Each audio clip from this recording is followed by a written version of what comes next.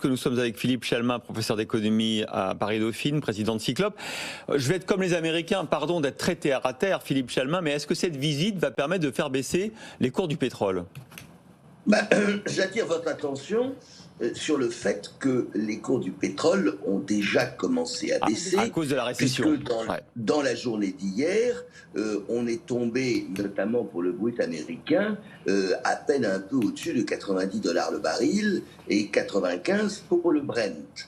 C'est donc que le marché anticipe quand même quelques petites choses, et d'autre part, il anticipe un ralentissement économique mondial, donc une demande de pétrole un peu moins importante. Maintenant, je suis assez d'accord avec l'analyse que vient de développer Benahouda. Je vois assez mal les Saoudiens obtempérer. Allez, dans le meilleur des cas, ils ont 1 million de barils jour potentiellement sous le pied qu'ils peuvent apporter au marché. Je dirais que, mais sachant que nous sommes dans un processus, vous savez que nous sommes à la fin de la libération progressive des quotas qui avaient été décidés l'année dernière, et normalement les pays de l'OPEP+, doivent augmenter en juillet de 650 000 barils jour, en août de 650 000 barils jour leur production. Le problème, c'est qu'un certain nombre de pays de l'OPEP manifestement n'en ont pas la capacité. On cite l'Angola, on cite le Nigeria, n'oublions pas la Libye, le Venezuela et bien entendu l'Iran. Et donc, c'est vrai que les deux seuls pays qui ont un peu de capacité, mais pas tant que cela, ce sont l'Arabie Saoudite et les Émirats. Est-ce qu'ils vont obtempérer ? Est-ce que Mohammed bin Salman va aller presque un peu à Canossa? Moi, j'en doute. Et puis, il y a un autre problème que je voudrais souligner, c'est que, de la même manière qu'en France, le problème de Joe Biden, c'est le prix de l'essence. La symbolique de la France, c'est le litre d'essence à 2 €. La symbolique aux États-Unis, c'est le gallon, 3 litres 70 si mes souvenirs sont exacts, c'est le gallon à plus ou moins 5 $, ce qui est énorme. Et là-dedans, certes, il y a le prix du baril, mais il y a aussi tout le problème du raffinage, en particulier aux États-Unis. Les capacités de raffinage ont diminué, on a de très fortes tensions au moment de la grande consommation aux États-Unis, la driving season.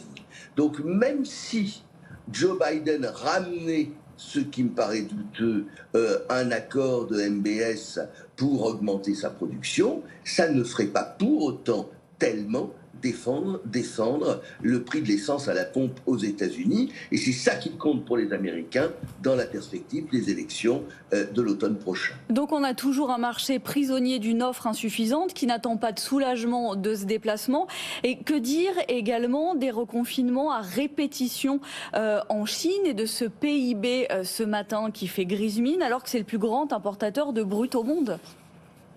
Voilà, vous avez tout à fait raison. Au fond, à l'heure actuelle, la fourchette du potentiel du prix du baril à l'horizon de la fin de l'année est très large. D'un côté, on peut se dire qu'avec le ralentissement économique mondial qui est perceptible à peu près partout, on va avoir une baisse de la consommation.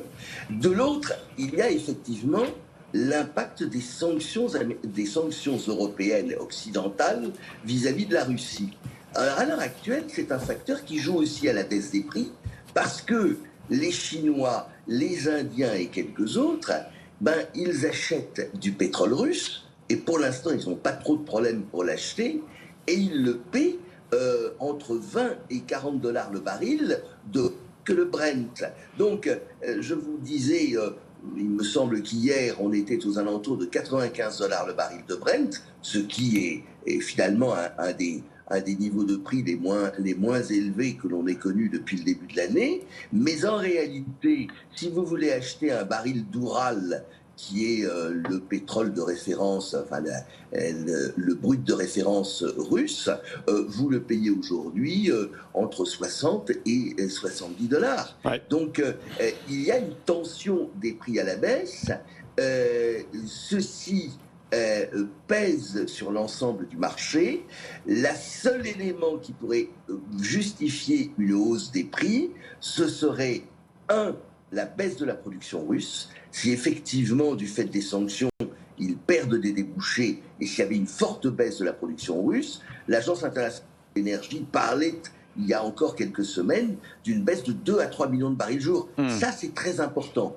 N'oubliez pas qu'on raisonne toujours, on parle toujours en millions de barils jour. Il faut raisonner grossièrement sur un marché mondial qui, avant le confinement, avant le Covid, allait tutoyer la barre des 100 millions de barils jour, est un peu descendu et qui aujourd'hui revient aux alentours de 100 millions de barils jour. Merci Donc beaucoup. on parle sur base 100 millions de barils jour. Merci beaucoup Philippe Chalmin.